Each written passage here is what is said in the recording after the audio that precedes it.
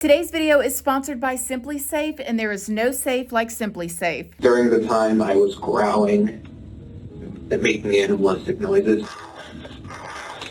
Why were you doing that? I suppose it was a frenzy. Before we get into today's video, I just want to let you guys know that this video is for educational purposes only. Please remember to be kind to everybody everywhere, in your everyday life, in your home, in the grocery store, and especially in the comment section down below. Please do not show hate to anybody, anywhere.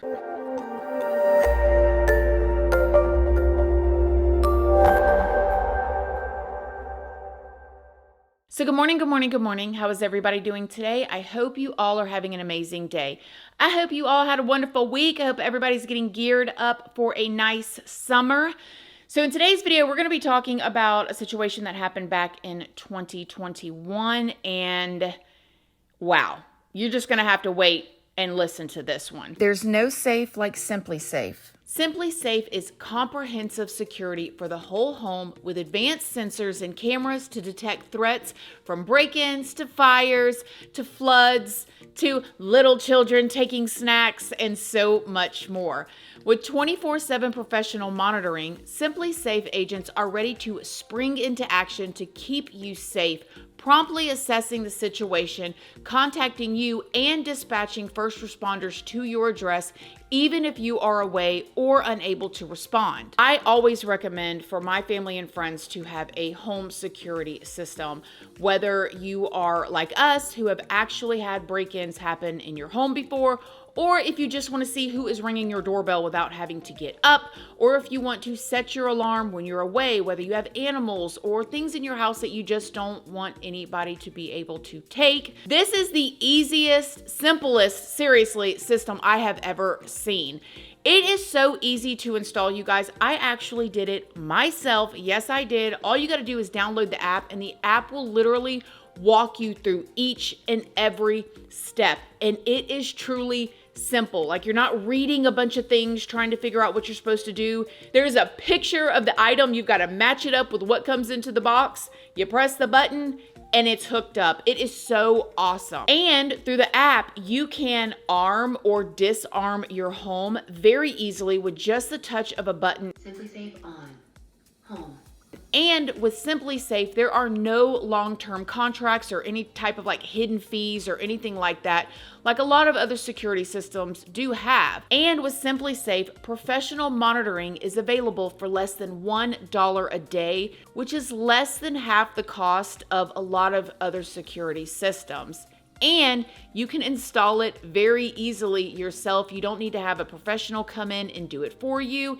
And one of the things that I really love about the SimplySafe security system is if you live in an apartment or a rental property, you can use this system without putting a bunch of holes in the walls or having to run a lot of wires. If you want to try SimplySafe, you can save 20% on your system, and your first month is free when you sign up for Fast Protect monitoring at simplysafe.com/Christina Randall. Yes, just go to simplysafe.com/Christina Randall and you can save today. There's no safe like SimplySafe. So let me tell y'all about Brian. In 2021, Brian Cohee Jr. was 19 years old, and when he was living with his parents, Terry and Brian Sr. in Grand Junction, Colorado. Both of Brian Jr.'s parents owned their own businesses at the time, and it wasn't exactly clear what Brian Sr. did, but I could find that Terry, his mother, ran a daycare out of her home. At 5 years old, Brian Jr., who I'm just going to call him Brian from now on, but Brian was diagnosed with ADHD, and as he got older, he ended up having a lot of behavioral issues. And a lot of those issues manifested themselves in school and really once he got into high school, to the point that his other classmates said that they actually didn't feel very safe around him and that the teachers and the school administrators were becoming concerned. Because of this, his parents ended up taking him for testing, and this is when he was diagnosed with autism. After that, a doctor suggested that he have further testing for potential psychosis, and he did end up getting put on medications for his ADHD and some antidepressants. Now, Terry, Brian's mother, said that she was never really able to get a referral to the appropriate specialty doctor that was suggested, but she thought that Brian had been doing better. And she just figured this because he was taking his meds that, I guess we don't really need to dig any further into this whole other element of him because he seems to be fine. However, Brian had a hard time making and keeping friends, period. And one of the things that I heard a lot of people speak about was that he made a lot of morbid jokes. A lot of them. His parents said that they just thought that this was part of his personality. Brian was very fascinated by forensics and anatomy, and his mom at one point even bought him a book that was a beginner's guide to forensics. Now, Brian did end up having a couple of friends, but most of the people that he had went to school with said that they just did not like his morbid sense of humor at all. It made them feel very uncomfortable. They also said that Brian liked to say completely off-the-wall things in order to get a reaction from the people around him. It was very rarely that he made jokes that were not about the ending of people's lives, destruction, or even breaking the law. Some of his classmates even said that they disliked him so much that they actually hated him. But since none of them could do anything about it, they just chucked it up to him being unusual. They thought that maybe it was just characteristics of him being on the spectrum, why he would make these jokes and maybe make other people feel uncomfortable and seemingly just not even care. Now, even with all of that going on, Brian did go on to finish high school, and after high school, he was working a part-time job at a local grocery store named Safeway, and there he was seemingly friendly with his different coworkers, although Brian would say that they were only nice to him out of pity. And even with that, Brian's parents thought that things were mostly normal with Brian, and he had a few strange things or little quirks to him, but aside from all that, they thought that he was okay. Until one night when Brian said that he accidentally backed his car into a river nearby. On the evening of February 27th of 2021, Brian's parents got a call from Brian saying that he had parked his car at a boat ramp and he'd accidentally backed the car into the river. Brian had to flag down a stranger that was driving by to use their cell phone because his was completely dead at this point. His parents immediately left the house to go to the river to meet him to figure out what they were going to do. I mean, can you imagine? Maybe some of y'all have had this happen to you, but your teenager, who's Brian is 19 at the time, calls you and says that their car is in the water, okay? When Brian's parents arrived at this boat ramp, they called the police to ask for assistance as well because they ended up calling a whole bunch of different tow companies to say, hey, my teenager backed their vehicle into the river, and all the tow truck companies was like, we can't help you. When the police arrived, Brian's parents and Brian himself described what had happened. Is your son right here? Yep. Hey, partner, you want to come out and talk to me real quick? Sure, Appreciate it, man. I'm really cold. Is it okay if it's in here? Because That's fine. Pants because he had Okay, that's fine. I did not know that. No, please stay in the car. Yeah. All right. Nobody else in the car? nope. No, Okay. no, just us. I'm the father, that's the mother, and this is our son. He just called Sounds us 20 good. minutes ago and said, Dad, I parked at the boat ramp and I messed up. I tried to get out of the car and it slid down. Well, you're not hurt, right? You're okay? No, just a little Okay. cold is all. Besides your pride a little bit? And probably $7,000. Okay. Thankfully, What were you doing down here, bud? well, I felt like I needed to get out, and I figured, why not park here and just Relax a little bit? relax and think. Okay. And I parked on the boat ramp, Okay. and I thought it would be easy to get out. Uh-huh. But when I tried to, Where did you park exactly? Were you down the hill a little bit? Yeah, just a little bit. Okay. And then When he got back in, go ahead. when I got back in, I tried to put it in drive, and it didn't go up. So then I tried putting it in low gear, shimmying it a bit. That didn't work. Were you facing down? No, at I this was point, or were facing. you I was this facing way? up. How we're gonna handle this, man?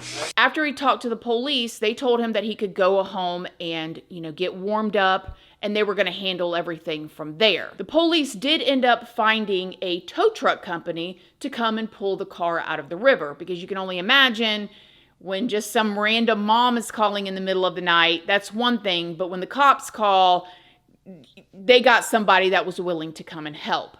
Once the tow truck company came out and started getting the car out of the river, officers realized that there was a red substance that resembled red bodily fluids on the bumper of his car. Now, at first, they thought that this was maybe because Brian had gotten injured some way, somehow, and maybe he didn't realize it, because he was so cold. Maybe he went home and he was hurt. So they immediately ended up calling his parents to ask him to check his full body for injuries. Brian had an abscess under his arm that they thought had maybe opened up. Hey, quick question for you. Sure. So the back bumper, I don't know, you can probably see it from here. It's a lot of red on the back of that, dripping down it all a little bit. That's underneath the license plate, a little area right there. Okay. A lot of red, which means looks like blood. Yeah. I don't know if did your son hurt himself on his way out at all? He might have, he just didn't know it. I don't know. That's why I'm asking. It's a good question. He's at home. Is he make sure he's not got a cut or Just put his phone to bed. something out on him somewhere that he's not aware of? Maybe because his adrenaline was a little high. Maybe just have him do a self-check, make sure he's okay. Hello? Brian, are you okay? They see blood on the back bumper of the vehicle. Really? Yeah, did you get hurt? No, Are you sure you don't have any injuries? no, I'm fine. There's on it? We're not sure. We're not sure. It's a red, something red underneath the license plate. Similar stain. Oh, no. All right, but you're not injured. You don't have any cuts, No, I don't know what would cause it, or whatever it is on the bumper. but you're not injured. No, I'm not injured. So once the car was successfully removed from the river, the tow company ended up towing it back to Brian's house. The next day, Brian's father began to clean out his car, getting all the wet river out of the vehicle and trying to dry stuff up and pull out things that were soaking wet from the glove box and different parts of the car. And this is when his father made some very disturbing discoveries. Brian's father found a large kitchen knife in the center console of his son's car. Then he went on to find a wallet in the passenger door. He would later say that he opened the wallet thinking maybe it was Brian's, but when he opened the wallet, he realized that it was not Brian's wallet. The wallet belonged to a 69-year-old man named Warren Barnes. Warren's ID was in the wallet along with his work ID. So Brian Sr., Brian's father, called this man's work to report that he had found his wallet. When he called his work, during that call, this is when Brian Sr. found out that Warren hadn't showed up for work that morning. And those people there were in a complete tizzy about it. They were saying, he shows up every day for years on time. We've been looking for him. And now you have his wallet in a place that he should never be, in a totally different area of town. Given the red bodily fluids that was found on the bumper of his vehicle and the knife that was in the center console, and now a random man's wallet that hadn't shown up for work, Brian Sr. became very concerned that something sinister could have happened, so he ended up calling his son to ask him about it. Now, when he spoke to his son, Brian Jr., Brian told his father that he had just found the wallet at the river and that nothing suspicious was going on. In an interview, I heard Brian Sr. say that although alarm bells were going off, his son was so sincere. He just seemed so honest when he said, "Hey, Dad, I just found this wallet, and that knife was in there just for protection, strange things could happen, and I don't know where that red fluid came from." At the same time, though, Warren's co-workers and friends ended up calling the police to report Warren missing. They were very, very concerned because, again, Warren never missed work. He always showed up on time. He was actually a homeless man, but he was beloved by the people that knew him. How do you know Warren? I own Monique's Bridal downtown, and I give him a chair to sit and read his books. He works for a company that does just like temp agency, and they were the ones that actually contacted me because he's never missed work, and they know that he sits behind my shop. So when was the last time you saw him? Saturday, 5 o'clock. I said, I'll see you tomorrow, Warren, and he was like, okay, meaning he planned on coming down on Sunday, and then he did not show up to come sit in his chair. Someone found the wallet and called People Ready this morning, and they said that everything looked like it was in there, because he doesn't have much, and I just gave him $20 for beer, so I know that he had maybe a couple bucks. So they found his wallet just down here at the boat ramp. Is that the case number from the missing person? Yep. Is it not the whole thing? 40. There we go. Yep. That's from today that Claire gave me. And I just thought before it got dark, I would come down and just see if I could find his jacket or him, hopefully. Back at Brian's house, Brian Sr. had left and Brian Jr. had asked his mother, Terry, if he could go to a friend's house. Terry said yes, but told him that he could not be gone for too long. She at the time was working, which meant that she had children at her home because she had this in-home daycare. Now, after Brian Jr. left, and I believe he ended up borrowing a family member's car because his car was still not ready, Terry decided that she was going to go into his room and just clean up a little, just straighten up, put some things away, stuff like that. As she was going through his closet, his mother, Terry, came across a plastic bag in a Rubbermaid container.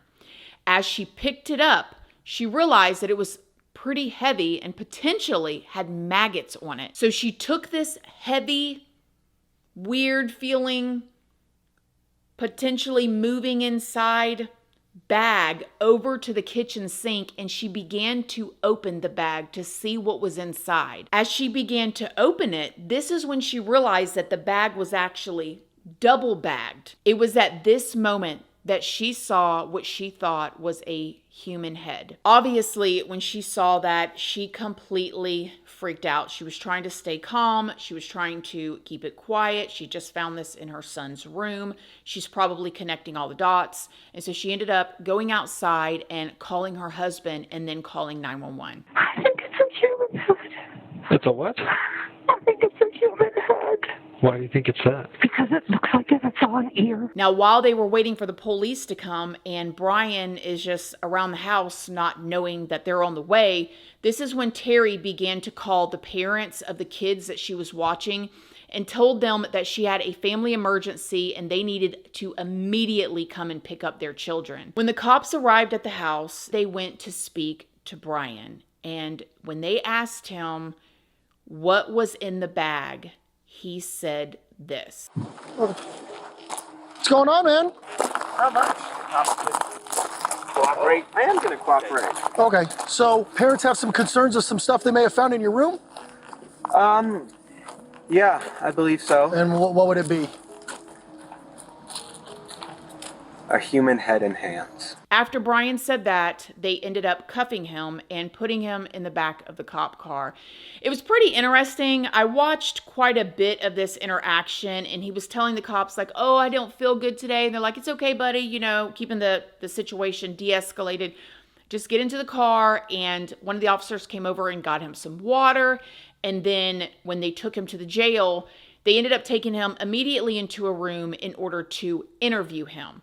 At the same time, his parents ended up coming down to the station as well so they could be interviewed. Here are some clips from his parents' interviews about what they said happened.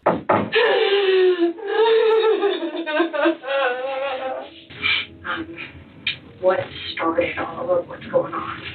So my husband was cleaning out the car because he was going to take it into Scotty's to see if they could maybe salvage it. Okay. And he found the wallet. So he called me this morning and he said, found the wallet in Brian's car. Oh, and the officers thought that there was on his car. Okay. The night that it was in the river. Okay. The scene, and he had just had a procedure done on his armpit a few days before, so I thought maybe the adrenaline opened that back up, and that's where it came from. I don't know. And he said, I don't know where. Went back out there this morning just to continue, and I opened the glove box, and there was in the glove box underwater. The glove box is full of water, very large. And then As I go around the passenger door, I open the passenger door, and there's a wallet in between this door. And I open up, that's not Brian's wallet. It's frozen solid. Like, oh my God, that's not Brian's wallet. So I take it inside. I end up getting one of the wads of cards out. There's a label ready. I read that. So I called label ready. And then another one, there was a social security card. Called Brian. Brian, what's going on? Why is there a wallet in the car? Oh, I found it down at the book ramp when I was down there walking around. And he was so sincere. I took it all. I want to believe him. This is my son. Sure. You found out, Brian, how come, and all this going on in the last 2 days, how come you didn't tell us about the wallet? Dad, I was just so excited with all the going on. My car get towed. Look at this wet now. We'll start. I just didn't think about it. I didn't think it was important, Dad. I'm like, Brian, who is this one, whatever guy? Dad, I swear to you, from the bottom, I only know one more, and he's my school friend. It's not him. I believe him. Now, at the beginning of Brian Jr.'s interview, when he was asked how he got there, he answered saying, "And how did you get here?" I murdered someone. Okay. And then he went on to tell them everything that happened. What do you want to know? So start back at the beginning and go slow and tell me as many details as you can remember. So, because I mean, Murray going to jail for the 15 years probably. I have no idea. Because we're at the beginning. It's murder. I mean, I'm going to jail for 20 probably, but so I figure, why fight it? Okay. It was a full moon, and I figured I can see so well, why not drive out? And I am in a bad state of mind at that time. I have major depressive disorder, so I am not thinking something positively. Okay. And I'm cruising around for an hour and a half. So I fill up on gas halfway through, and I'm eventually driving underneath the bridge near the sheriff's office, out under the overpass. And I was driving along, and I see a shape here on the railway track. So I'm like, oh, interesting. So I go up, and as I'm looking, I see a large thing wrapped in a canvas. Okay. And I'm like, that's a homeless person. So I grab my knife, I put on 3 layers of gloves, because plastic gloves can betray their users because they're so thin, those vinyl gloves, by imprinting your fingerprints through. So I put on 3 on one hand. I took the knife, I pulled back the canvas, and I stabbed his neck. Okay. He was panicking at first in his old man voice. He was in his 50s. I know why I call him old man. He was saying, "What are you doing? What are you doing? Why? Ah!" And I just kept on stabbing his neck. Is it okay if I do a demonstration? Oh, yeah.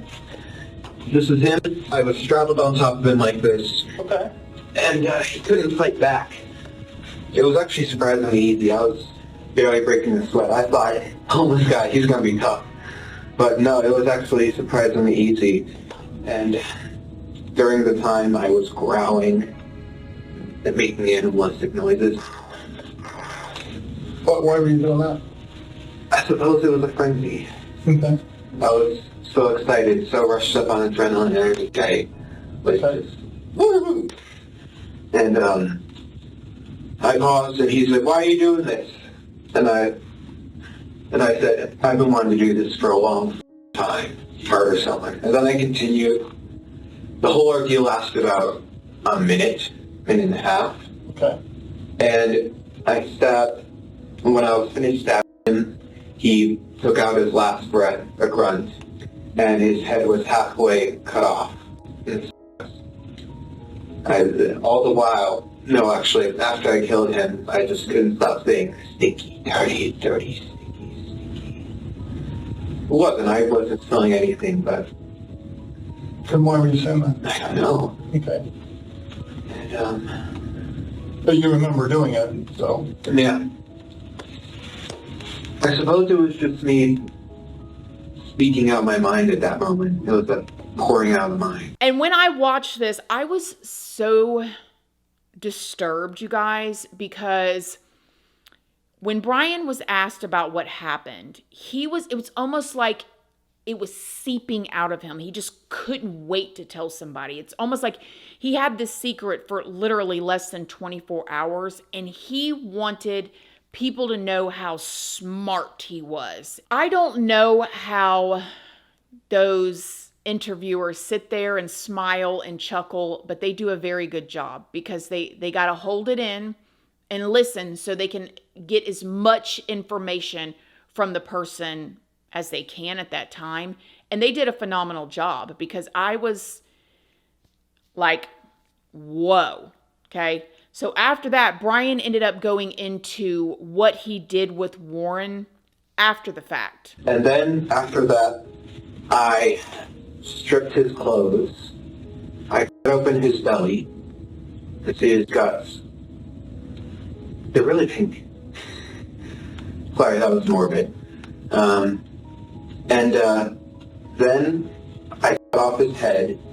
I gave him a Glasgow smile. What's that? A Joker smile. I destroyed his eyes by them. Okay. And then I cut off his hands. I put those in plastic Ziploc bags. And then I cut off his right arm at this joint and at this joint. And then at this arm, I tried cutting it here, and then I tried cutting it here. But what happened was, I accidentally broke his bone. This one, it was poking out. And so I left that one here, partially destroyed here, bone sticking out. And then I left his body there. And then I took the head, put it in a leftover box from the dinner a few nights ago. And then I took the hands, put them in the back, drove home, hid the hands and head in my room, cleaned the knife, threw away the garbage with the in it, and then put the stained, wasn't stained, it had splatters on it. I put it in the dish, in the washing machine. What? What did you put in there? I put the outfit I murdered him in the washing. You were wearing, or? Yeah, I was wearing. Okay. In the washing machine, put it on high speed so it would effectively remove the blood. Washed it twice. And then I tried going to sleep, but I was worried that because there was a hole in my gloves right here, I was worried that they would be able to obtain a partial print. Mm-hmm. So I figured, why not go all the way? I drove back in a different outfit, picked up his body, surprisingly heavy, put it in my trunk, and drove to the Blue Heron drop-off station. Okay. I parked, so it's like this, right? So let's say this is ground. The ramp is quite steep, and you need to have four-wheel drive to pull out of it. Okay. And my car didn't. I thought, so I pulled in, I thought that I could drive out. Because I put it in reverse, A, so that it's easier to pull the body out, and B, because the back tires would provide propulsion to push up. Right. And I open the trunk, I take his body out, I put it in the water, and because I don't want fingerprints on a body, so I just try moving it with my shoes. That works successfully. He goes out some part in the river and floats off. Okay. God knows where he is now. Investigators did go back out to the scene and they retrieved what was left of Warren. And when Brian was asked, he said that he always wanted to know what it felt like to cut someone up. You talked about you were just kind of in a bad state that night. It was, yes. Okay. Why were you in a bad state? I didn't take my medicine, and plus for years I was wondering what murder would feel like, because you read like Ted Bundy and the Zodiac, they all say murder is the best feeling in the world. So I'm like, I'm going to try that. Okay. So for some time I had been wondering when it would happen. I always knew I would be in this building, whether it was as a criminal or a police officer. Okay. Because I was planning to go in the military, go into forensics. Okay. All right. And How long do you really, honestly think you've been thinking about really at some point you wanted to know what Maria felt like? A year. Okay. All right. And he also ended up going into all of this detail about how the person that he was looking for, and he even said that he chose to do this to a homeless person because in his opinion, the police didn't really care about them because that was like a high-risk lifestyle anyways. It had later been found out as this investigation went on that Brian had actually been Googling other potential crimes that he could commit, but in the interview, he says that he never came close to actually doing them. One day before the day of this incident, Brian had actually pulled up the Wikipedia pages of several people like Andrea Yates and Joseph Christopher and James Dale Ritchie. Brian even referenced Ted Bundy and Ed Kemper in his interview. And when I heard him say it, it's almost like he thought in his mind that he was going to be put on this rememberable level of these people, if that even makes sense, because it's all sick and twisted, but he thought that he was going to be known for this type of thing. He was comparing himself to them. When the investigators asked him if he had ever practiced on animals before, he said yes. He said that there was this like a black cat that had been hanging out around their house back in 2018, and this portion of the interview is redacted, but there is a transcript. And I'll just say that he did take the cat's life in a very unkind way. And there actually had been rumors in his neighborhood that Brian was stealing cats and disposing of them. Now, when Brian was asked about his diagnosis, this is what Brian said. Well, actually, I have several. I had high-functioning Asperger's. Okay. I have ADHD. And major depressive disorder. Okay. But then Brian went on to talk about how the prior year, his parents found a kit that he had been assembling in his room. Last year, my parents found a kit I had been assembling. It had hammers, shovels, knives, large zip ties, duct tape, saw. That was meant for hurting people. They found it though.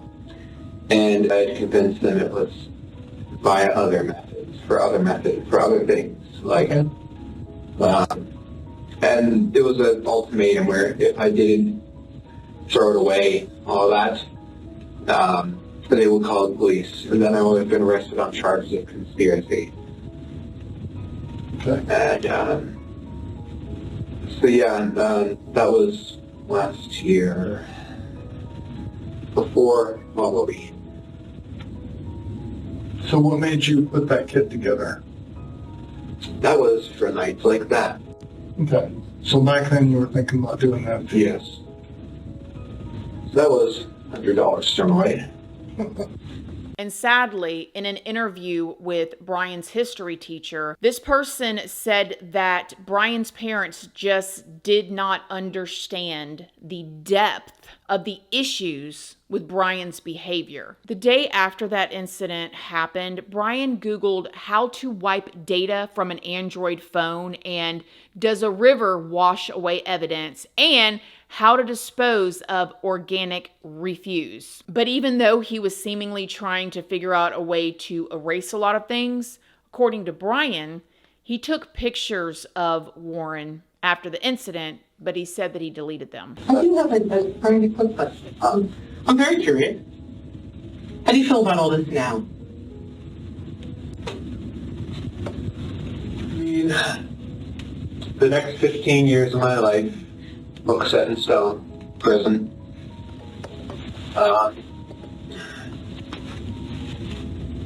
If I go back that night, probably wouldn't have done it.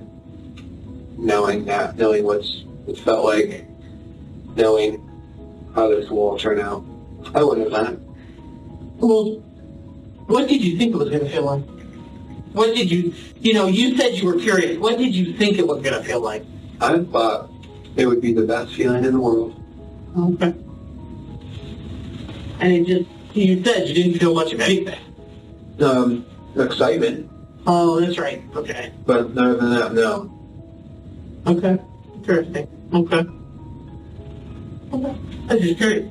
Thank you. And allegedly, after the interview was over and he was being taken to booking, he said, "I feel like Hannibal Lecter right now," and he was smiling about it, like he was enjoying this process. Now, when Brian's case got to trial, he pled not guilty by reason of insanity. In their opening and closing statements, Brian's attorneys argued that a combination of mental illnesses overrode his ability to know right from wrong at the time of the incident, which I'm shocked because how could they even say that? He said he knew he was going to jail. Nevertheless, going on from that, a psychologist did end up testifying for the defense, saying that Brian was experiencing a major depressive episode with psychotic features when the crime happened. Then a psychologist with the state side of Colorado's behavioral health, who actually ended up conducting an evaluation for Brian's insanity plea, testified that he believed that Brian was not legally insane because he was able to distinguish right from wrong at the time. Brian's defense team brought his family doctor and therapist on the stand to testify. The family doctor said that he began seeing Brian when he was just 15 years old and said that he diagnosed and treated Brian for depression in 2018. He also said that then in 2020, Brian said that he was having frequent headaches, so the doctor ordered a CT scan to check for any tumors or clots. The results were completely normal.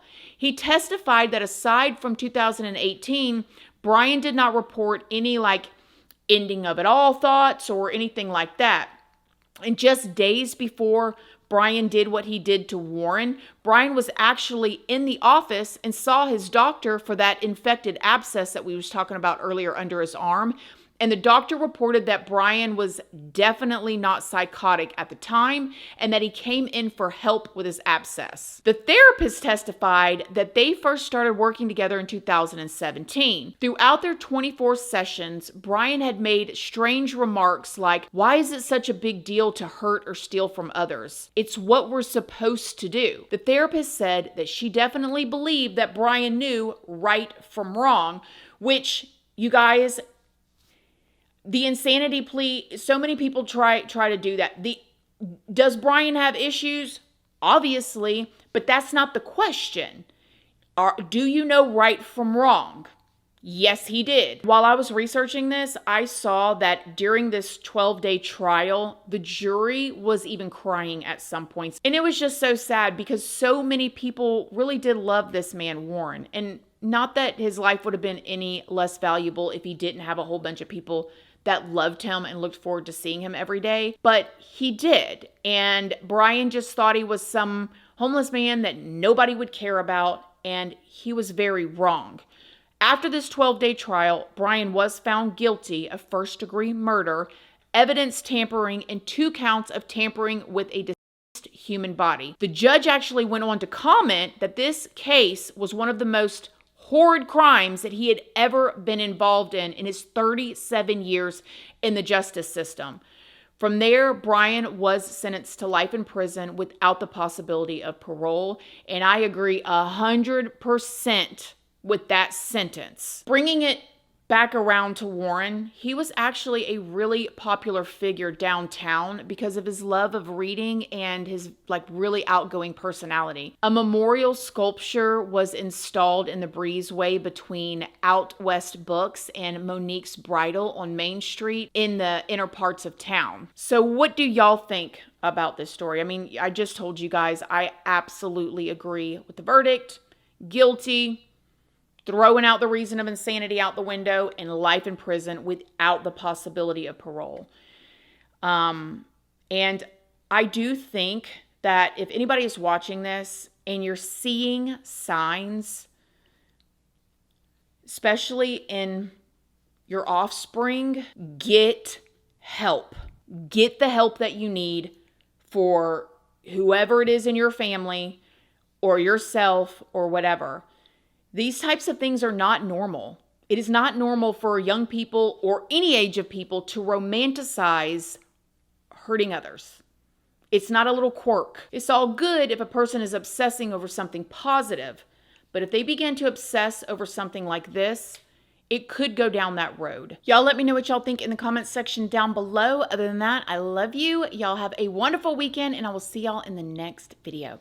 Love you guys. Bye.